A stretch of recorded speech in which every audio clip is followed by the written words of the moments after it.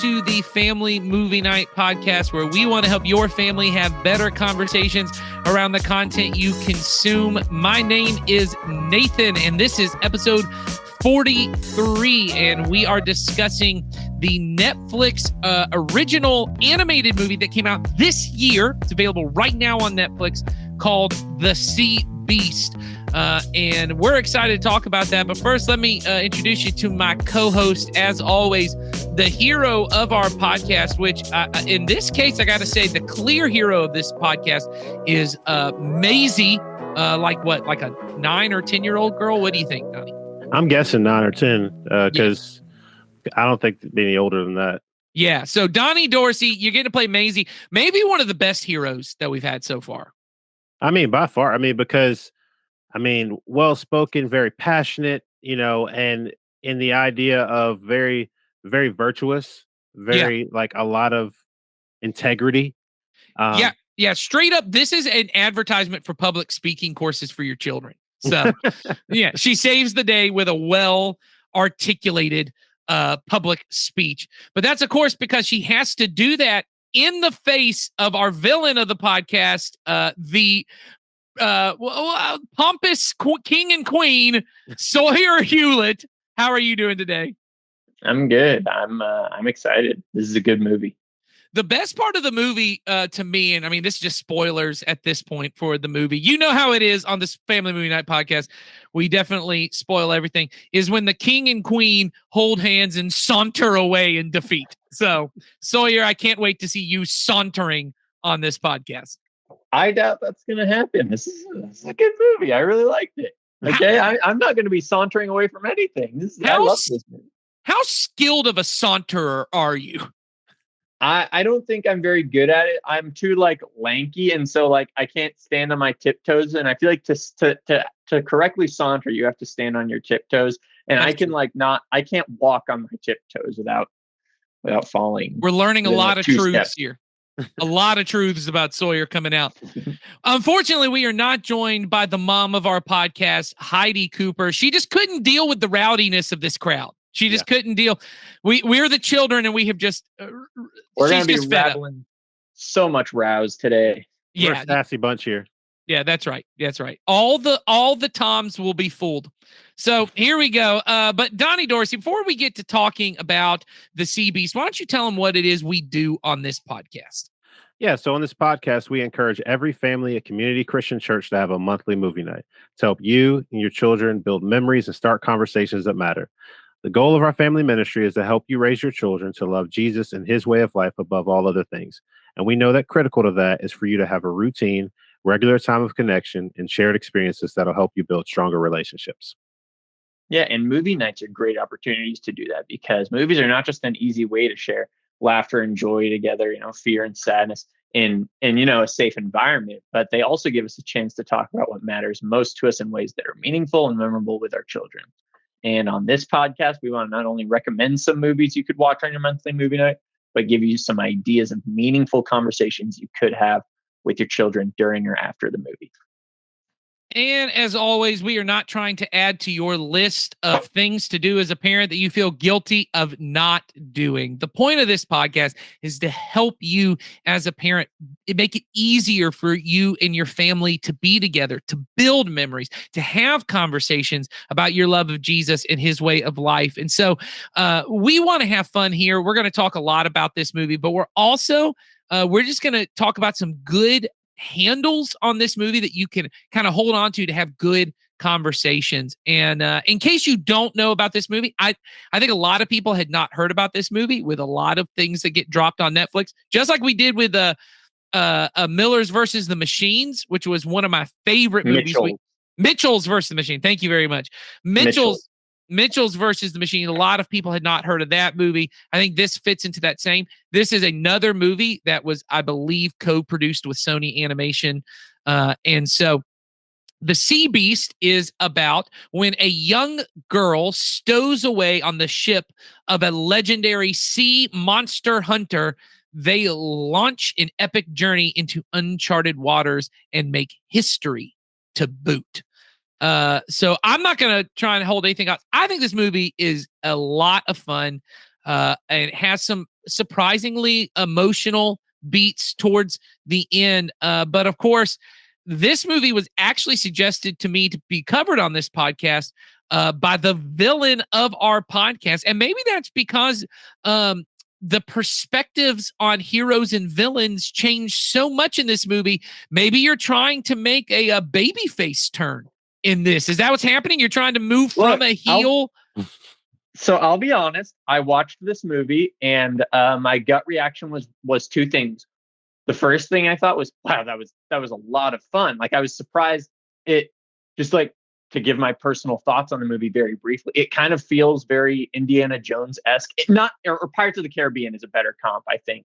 It does feel like a mashup between Pirates of the Caribbean, How to Train Your Dragon, and Moana. It kind of feels like it covers all of those bases in one kind of passage. I think thematically it's almost identical to How to Train Your Dragon, but that's like 10 years old at this point. Exactly. So it's kind of nice. I think it's 12 years old at this point. Yeah, so. It's getting up there, which is crazy to think about. But I loved this movie. And the second thing I thought about was, what an easy movie to introduce a really nuanced concept to kids with. Like, there are definitely moments that are like kind of childish and stuff like that. But like, the thing is, it goes over concepts that are very deep, and it communicates them really, really effectively by like framing it as like, hey, there's the sea beast, and it's like prototypically bad. Like, you see this thing, right? You're like, when I was watching, I was like, even I was like, okay, it's not like the hero of the movie, is it? And spoiler alert, it's certainly not the villain. And so, like, it's really, really well done. The animation is stellar. And yeah, I watched it kind of just like, man, what a great movie to introduce kids to the idea that maybe villains aren't necessarily villains. No one is a villain in a vacuum. Okay. Well, and I think what's really good about this, Sawyer, this also just feels like a movie that checks all the boxes for you. It feels like child Sawyer would have been all, it's got pirates. Oh, I would have watched this movie. Okay, like, we would have had this DVD in like the little like gray snap DVDs. Do you guys remember those? The Matrix was the first one we had. We had a bunch of them, and I would have destroyed that box because of how many times I opened it up to watch this movie. It's got pirates, it's got monsters, it's got exotic locations. Dude, I would have had the toy of the sea beast, and I would have used it for every scenario possible in my brain. Like, it was, buy your kids the Sea Beast toy. I don't know if there are toys for it, but buy your kid the Sea Beast toy. I promise you. Netflix is really missing out if they have not, because there's some really good toys. All the character designs are great, and all the monster design. That crab monster at one point, so cool. Such a cool looking monster. And that one at the very beginning that has like, I don't think it's a skeleton, but it's like, it's the way that it's like skin looks like it's got, it looks like the exoskeletons on the outside. Yes, that thing was that was so cool. I would have just been all in on this movie as a kid. But let's hear go ahead. I was just gonna say it takes a few minutes to get going in the beginning, but then once the adventure starts, it's an A+ for me from there on. So let's hear from the hero of our podcast, and Donnie Dorsey. I feel like this may be one of the first times it's just as Sawyer's kind of making his turn to the hero. Donnie, are you going to be a villain on this podcast? Is that what we're about to hear? I think it's the slow burn, because I'm going to have to, it's that slow turn. It's that you see the inklings of the heeldom there, and you're like, no. And like, and you hope it doesn't happen. But this movie, kind of speaking to the point of what Sawyer was saying, is it has a slow start. And to be honest, that slow start almost lost me, like at the beginning of the movie. I got a little disengaged at different times. But I will say, once it did pick up, it was able to steadily and gradually continue to hold my attention. But it definitely had moments where I was like, I don't know if I'm going to finish this movie. Wow. Wow. Yeah. So I will say this. It is I am on board with this movie being really fun, really exciting. I definitely see Donnie's point. This movie does have a few avenues that it goes down on that I think are just a little they weren't as necessary. This movie's close to 2 hours. I don't think it's right at 2 hours, Yeah. but I think 15, 20 minutes taken out of it would, I think, have benefited from it. And I know Sawyer agrees with that as well. That's totally fair. Yeah, I can't knock that. But here's what I want to say I think really works about this movie. I think it is one of the most gorgeous animated movies I've ever seen. The water is incredible in this movie. The opening scene is like when I put it on, I was kind of expecting it's a Netflix animated movie. You know, it's probably not as good as Mitchell's versus the Machines. We'll see. That opening scene, I was like, oh, I'm gonna love this movie. Right. So I think as far as like just an action movie for kids, I'm struggling to think of a movie that does set pieces as well as an animated action movie that does set pieces. Spider-Man Into the Spider-Verse does pretty well. I don't think as good as this. I love Spider-Man Into the Spider-Verse. I can't think of like a set piece, an action piece in that movie that I would go, oh, that has some of the coolest shots I've ever seen. This movie, what does it so incredibly well to me is each set piece is shot differently, looks different, is a different kind of one. So we start the movie with like a sea battle, and there are these shots, like there's this just amazing shot where the Jacob, the hero, standing there as cannons are firing over his head. I mean, it looks like something straight out of Pirates of the Caribbean. Then you have another monster battle, and in that same one, they have that character introduction of the first mate. I'm trying to remember what her name is. Sarah Sharp, I think, is her name in that, where she chops off the like tentacle of one of the monsters and then fires 2 pistols. It's just cool. It's so cool. The action sequence was really well done because in the point where I was like, okay, like you kind of get to forgetting that you're actually watching an animated movie for a moment. Yes, especially those like landscape shots, the big wide shots where you can just see ships. Yeah. I'll just say they look like something out of a Marvel movie because those would 100% be CGI shots in those movies as well. So we have gotten to the point where even though we might be upset with how much CGI there is in movies, there is a way that they're almost blending together to where animated movies and live action movies could be the same movie.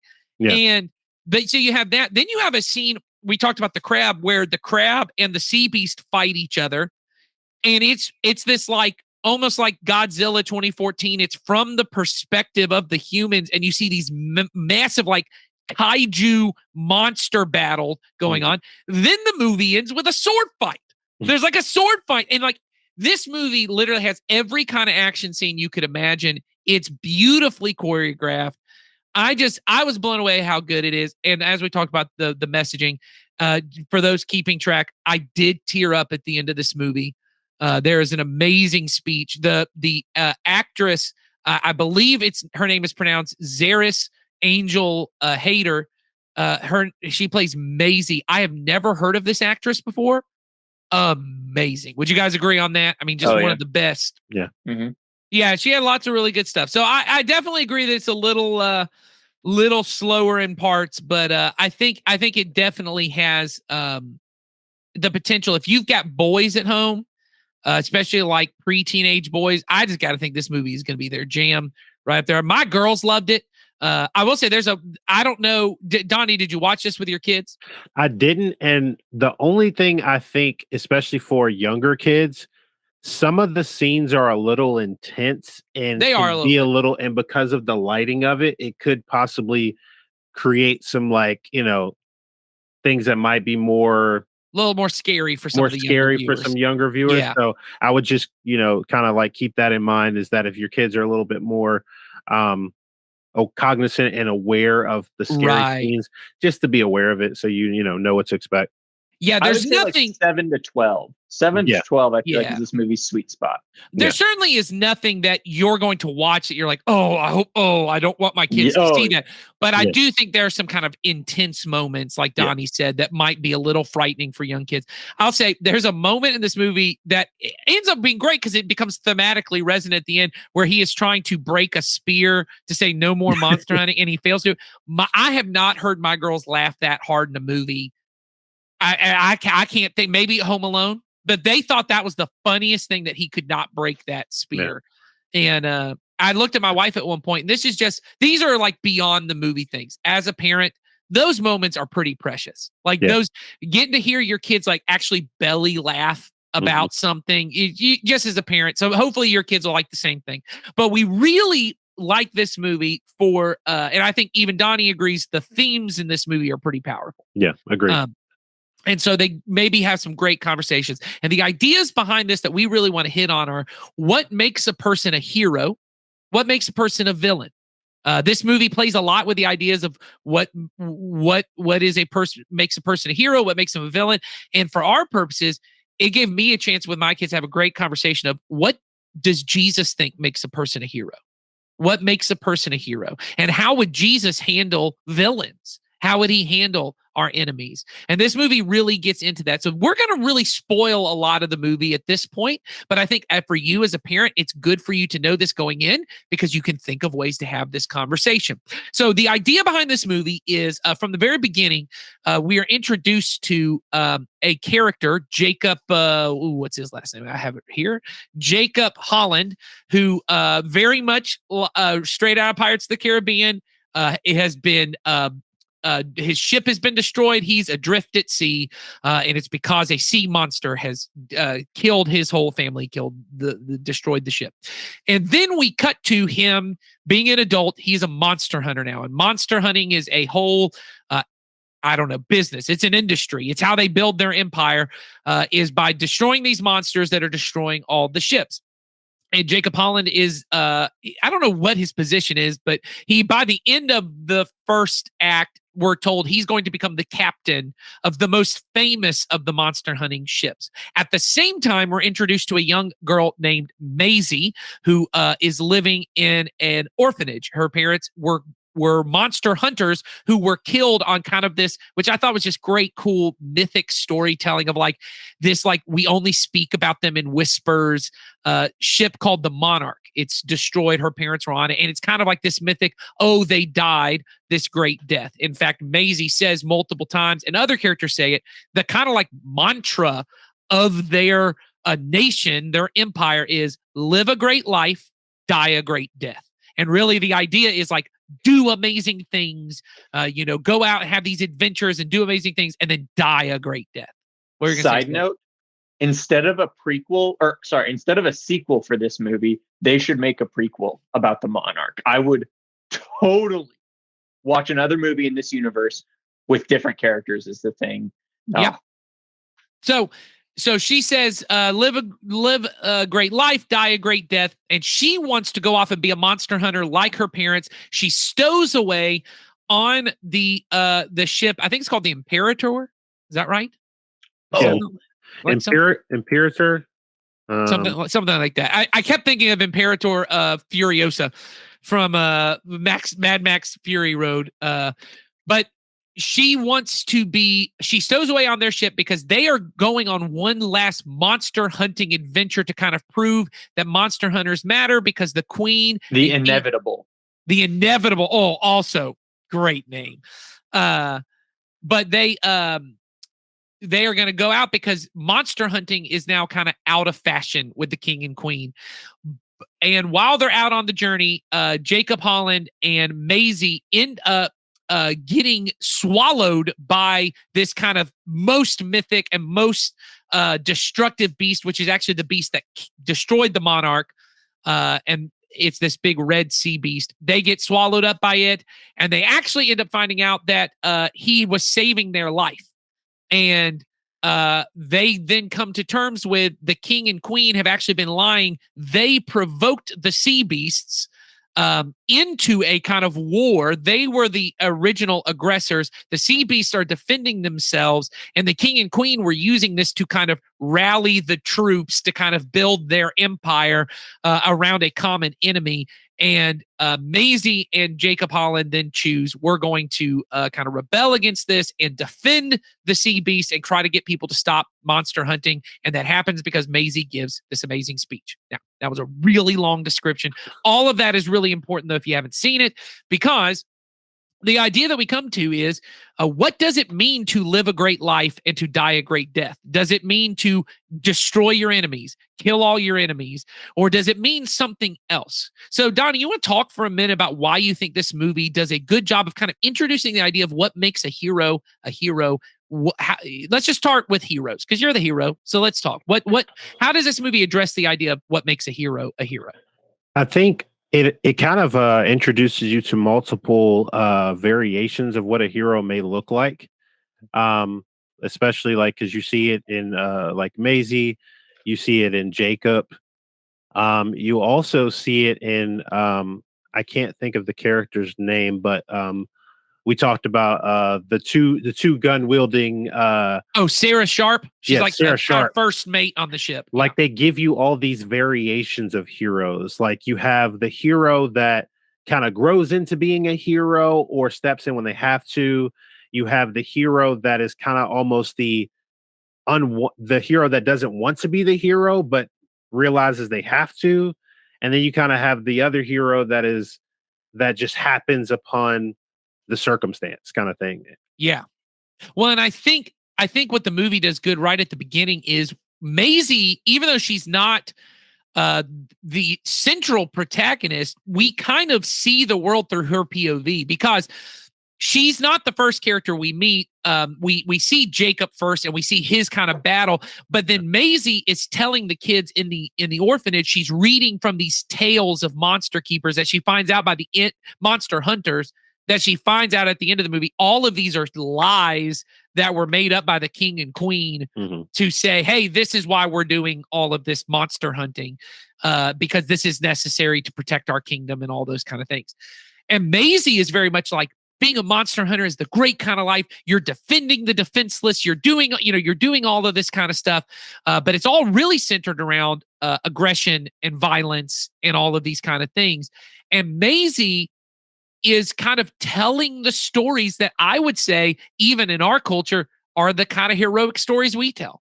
Yeah. Big, strong superheroes who punch and beat and destroy the bad guys, or older versions, the Western, the cowboy who comes into town and kills the bad guy who's trying to take over the town, or whatever it is, police movies and Indiana Jones and all these different things, like heroes. To compare it to a movie we've talked about, this movie has a very Rango quality in that it simply blurs the line between hero and villain, that in a way that I think is accessible for kids to understand. Well, and my kids even saw at the beginning, oh, she's so cool. Sarah Sharp, right? The first mate. She's just a great, like, action heroine. Like, she is just cool. She's witty. She's like kind of got this like takes nothing from nobody attitude. Yeah. Just so cool. Captain Crow is cool, right? He almost dies at one point, but he comes out victorious. And like, is that what a hero is?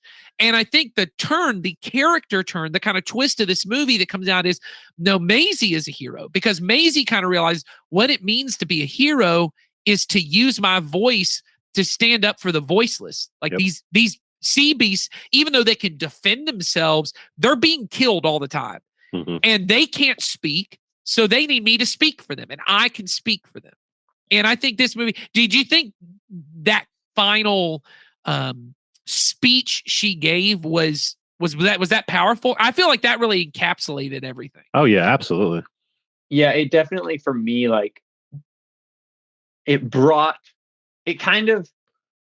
said what the movie had been communicating kind of non-verbally, like kind of just throughout the story. Movie had been communicating this throughout the movie. And then she just felt like, I need to say this to Jacob because he's not getting it, is the thing. Right. And that for me, like, kind of is why I really love this movie, because I relate to Jacob in that, Like, he puts himself on this pedestal, and then other really cool people, that at least people that are cool in his brain, like, emphasize him being on that pedestal. And then she's like, no, you need to get off that pedestal. Like, Right. you've been like feeding a bad system. You need to start doing the right thing. Because right now you're not a hero. Right now Right. you're doing villainous things. And like, it's just this really great moment where like he kind of has to have his come to Jesus moment. Yeah. Go ahead, Donnie. Because they definitely have and Maisie kind of introduces it across like throughout the movie. Like, she makes comments like, you can be a hero and still be wrong. Right. And like, I think that's huge. Just little stuff like that. And it reminds us that, okay, well, hero definition can, you can see it through multiple viewpoints. Because if you're on the receiving end of the hero's, actions, then yes, they're a hero. But if you're like the other place, like like the sea beast or whatever that's being attacked, yeah, you're not so much the hero. But so like that viewpoint changes everything. Yeah. Well, and I think this movie does such a good job. Like we said, that relationship with Maisie and Jacob, I think, is huge, which is she has this idea of what makes Jacob great are his, what we would call heroic actions, his willingness to put himself in danger to kill. Like, he's willing to go in and kill these beasts that are doing the damage. And he's willing to do these kind of actions that no one else will do. And that's what makes him a hero, is how many monsters he's killed. Yeah. And I was able to kind of say to my kids, like, is that what makes you a hero? Is being willing, like, do you think what Jesus thinks makes you a hero is who you're willing to kill? Or is it who you're willing to lay your life down for? Is it who you're willing to stand up for? And maybe you're still putting yourself in danger. Maisie put herself in danger, but it was a different kind of thing. Yeah. And I think that's a way that we can have these kind of conversations of what makes a person a hero. And I think this movie does this. So I want to talk about this for a moment, because I think it's a good moment to kind of segue to this. This movie talks a lot about the importance of the stories we tell about our heroes, because this movie is a lot about the stories that are told. In fact, kind of the big reveal that, these king and queen, they've been lying to us. They were the ones who started the war with the monsters. It wasn't that. It is when Maisie starts to examine the books that she had always seen and read these stories out of. They all have the crest of the king and queen. Like, they're behind this. And I think what this brings up that's really important is, as parents, and this is something I feel a lot of, honestly, I deal with a lot with myself for how much I love superhero movies with my own kids, is it helpful for my kids to get in their heads what a hero is a superhero who beats up the bad guys and protects his people by destroying other people. Yeah. And there's a way in which this movie talks about maybe we need to question the kind of stories we tell. And I think, so a conversation I want to have about that, and this comes out when Donnie's already pointed out, Maisie says they can still be a hero and be wrong. Like, they were trying to do the right thing, but they were just wrong about the way they went about it. And I think it gets to this idea of even the biblical heroes we see in the Bible, being able to have kind of these nuanced pictures of, so especially in the Old Testament of the Bible, there are these heroes that in Hebrews 11, they're kind of named as heroes. They're in what gets called the Faith Hall of Fame in Hebrews 11 there's Abraham, right? And Moses and David and all of these people. But the idea behind these people is not, wow, David's so great because he killed a giant. Or Moses is so great because he led the people of Israel out of slavery in Egypt. Or Abraham's the father of many nations, all those kind of things. The point of a lot of those stories, so you take David, who did kill a giant and who did become king and who did lead Israel into prosperity, also had unwanted sexual advances on a woman. I'm saying that as politely in case you have children listening, and that may have not even been as polite as I should have said. But this is a man who assaulted a woman, used his power to take advantage of Bathsheba, then killed her husband to cover it up. This is the man who's called a man after God's own heart. And the point of that story is not be just like David. The point of that story is even David, for how good and how much faith he had, still failed.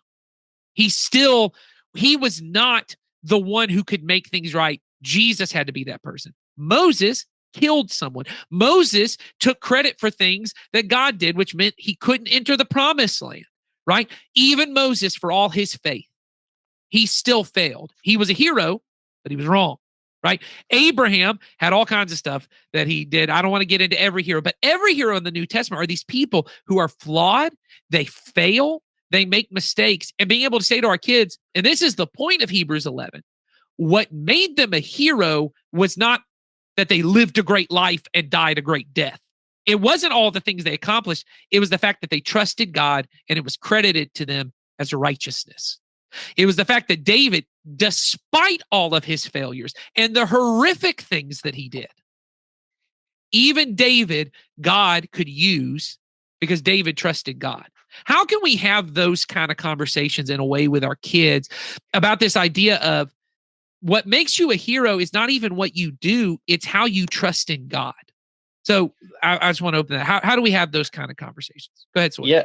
I mean, I think like the biggest thing, like you were comparing, you brought up a lot of biblical characters. I feel like Jacob is very similar, honestly, to Peter in that, Peter is a very Peter's a great person. example. Yeah. Because, and then like, Jacob and Peter both come into contact with this person who is going to change their life. And it takes a moment where they are they have to basically be explicitly told, you are not capable of fixing this problem. Okay. Only like I am. Okay. Maisie has to be like, you are part of the problem. You are like, you have to decide which side you're going to be on, because you can no longer say that you're just a hero making mistakes now. If you continue down this path, you're going to be the villain because Right. now. And it's what makes like, I didn't tear up watching it. I wouldn't be shocked if after this conversation, if I watch this movie again, which I certainly will, I wouldn't be shocked if I end up tearing up at it, just because like, it's such a, like, I brought up the phrase, this come to Jesus moment is a thing. And I think it's an easy conversation you can have with your kids about it's okay to change your mind on something. Like, Right. growing up, I had my parents did not do this. I learned it from something else. I don't know what, but like growing up, I had this misconception that like, if I thought something, I was sticking to that. And like, that was the worst thing for me. Like your kids need to be flexible. They need to be okay. And they need to know that finding out that you were wrong is almost a good thing. Like finding out that you're wrong. It's absolutely a good thing. Yeah. Finding out that you're wrong is an opportunity to get better is the thing. And so, well, and I think that's the point of these biblical characters. You take David, and one of the greatest pieces of literature we have about confession and forgiveness is Psalm 51, where David, after all of this happens with Bathsheba, he says, have mercy on me, God, according to your unfailing love. Nothing that I did, everything that you do. And he says, against you I have sinned. I know. And he talks at one point about the guilt I feel. It's like you've broken my bones. And he goes, but help me to rejoice again, that seeing my failures allows me to come closer to God. And that's what I love about that phrase of they can be a hero and still be wrong, is this idea of being able to say to our kids of you're going to mess up. And I think it's either John Ortberg or Andy Staley. I've heard both of them say it, so I don't know who said it first, but the moment you admit you're wrong, you stop being wrong. Because the truth is, that's why when you say it's sometimes a blessing, it's always a blessing when I find out I'm wrong. Because when I was wrong and I didn't know it, I was wrong.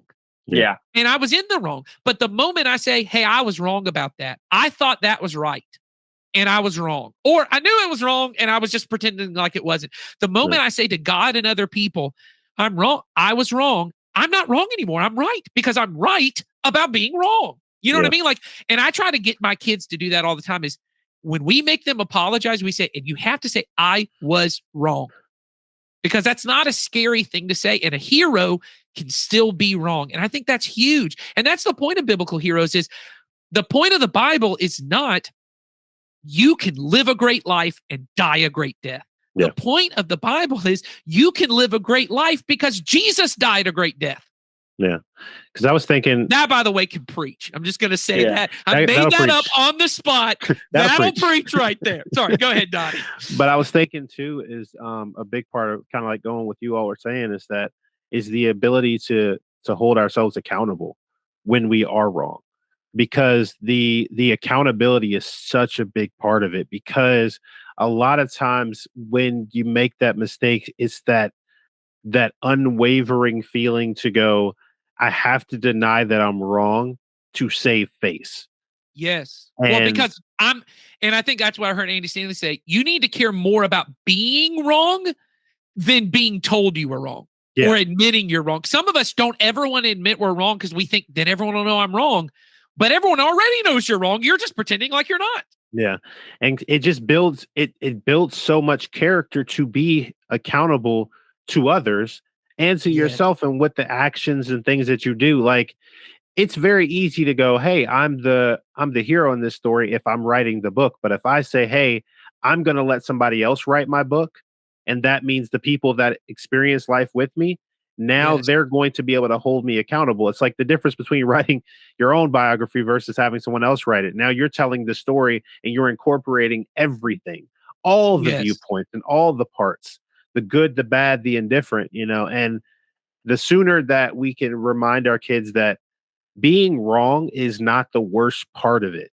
No. Being wrong is just a part of life and learning how to do better at it. Well, and trying to help our kids realize everyone's wrong. Exactly. Everyone other than Jesus is wrong at some point. We're all wrong. And the point of the heroes of the Bible, and that's why I keep going back to this Bible, is because I just see so many people going, be like David. That's not the point of those stories. Be like Moses. No, that's not the point of the story. The only thing you should do like Moses and David is have faith, is trust that God is right. David did not kill Goliath. God was the one who empowered that whole situation. That's the whole point of that story. It's not God. David gives credit to God. This is the whole point of all of these stories. God is the one who's at work in all of these things. And I think all of those things are really important for us to hold in our mind is, the story is about being a person who can have faith. And that is the blessing of the Christian faith over other faiths, at least that I'm aware of, is that we can hold at the same time. We are both saint and sinner. Mm-hmm. That I am a person who is in need of Jesus Christ's grace. And through Jesus, I am made perfect and whole and righteous. But that's not because of anything I did. That's not because I lived a great life. And Jesus is empowering me to go out. Now, I know we're running low on time, so there are a bunch of other themes that I think are really good in this movie, but we've covered on other podcasts. Raya and the Last Dragon, the podcast we did on that, is a great one about how do you make friends out of enemies. And I think we talked a lot in there, so you can go back and listen to that. But this movie does a good job of that, of what would Jesus do with the villains? He'd love them. Yeah. What would Jesus do with the enemies? Is he going out there to kill his enemies? No, he's going out there to forgive them and to love them. And we got to have that conversation. I had a great conversation with my kids where I just said, what does it take to be a hero? This movie says being a hero is being tough, being willing to do the thing that, no one else is willing to do, to be able to destroy your enemies. That makes you a hero, the one who has the most power and strength. And they said being a hero is being kind. And like Maisie stood up for people who were picked on, right? People who were defenseless, and it's being honest and willing to say you're wrong. These are all things they were able to say in our conversation. I think that's a great conversation to have with your kids, is being a hero is looking like Jesus. There's one great scene I want to talk about just for a moment, and then I'll let you guys kind of wrap up with anything y'all have. But there's a moment that's just really great and kind of encapsulates all this about the way of Jesus being so gentle and not being a thing of forcing your way. When they're kind of riding back to the castle, and Jacob wants to steer the red beast, he keeps just going, move, go, like he's kind of yelling at him and commanding. And Maisie has such a gentle approach. She gets down in front of him and just kind of goes, no, you just go like this. And it's just like this very gentle, like, could you please maybe go this direction? Yeah. And it really is this way of, Jacob thinks what being a hero is having enough power to make what you want to have happen. And then he comes up against a sea beast that he can't control. And Maisie goes, you know what real power is? It's just being friends. It's having a conversation. It's trying to influence, not control. And it's just this beautiful moment in the movie, and it's pretty funny watching it happen. So, Sawyer, Donnie, any moments in this movie that you just think are great for parents and kids, even if it's just kind of funny moments, fun moments, anything? I mean, yeah, you talked about it earlier. The action sequences, these might be. I mentioned Spider-Man Into the Spider-Verse. This movie gives that movie a run for its money in terms of animated action sequences. Like I'd agree. Like it was so fun and like weird, like honestly, like weirdly like visceral, and like you could almost like feel the vibrations of like a gunshot doing. Yeah. When she's like dual wielding pistols in that battle scene, so it cool. is so cool.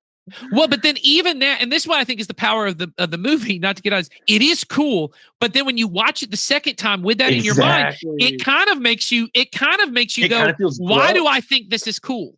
Yeah. Why do I think it's cool to watch them, in this case, killing a creature that they personally like attacked? Like they're terrorizing this thing. Yes, like they've come into their waters and like they've gone in their home, knocked over their stuff. It's like, why you mad, bro? Why you mad, bro?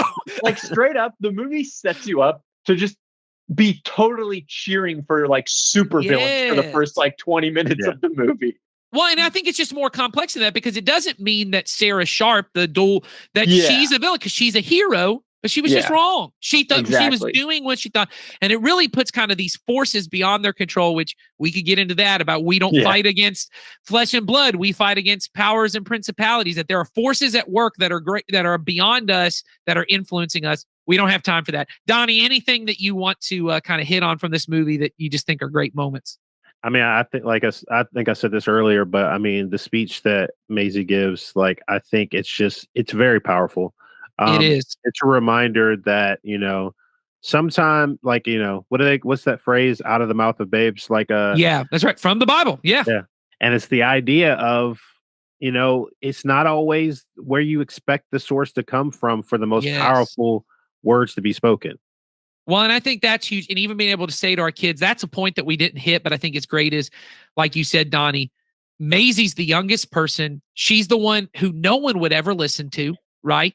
She has no power, yet she's the one who saves the day. She's the hero because she's willing to do the right thing. And that is a kingdom of God thing, that it will be, that Jesus makes it will be among the poor and the powerless.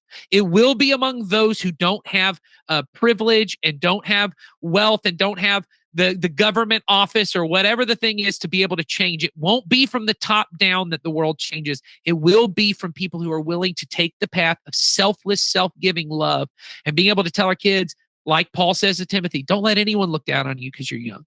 If you know something is wrong, speak out. If you know something is right, do that thing. And I think this movie has a great opportunity to do that. So we hope you guys have great conversations with your kids about this movie, and that you help lead them towards loving Jesus and his way of life even more. We'll see you guys next time.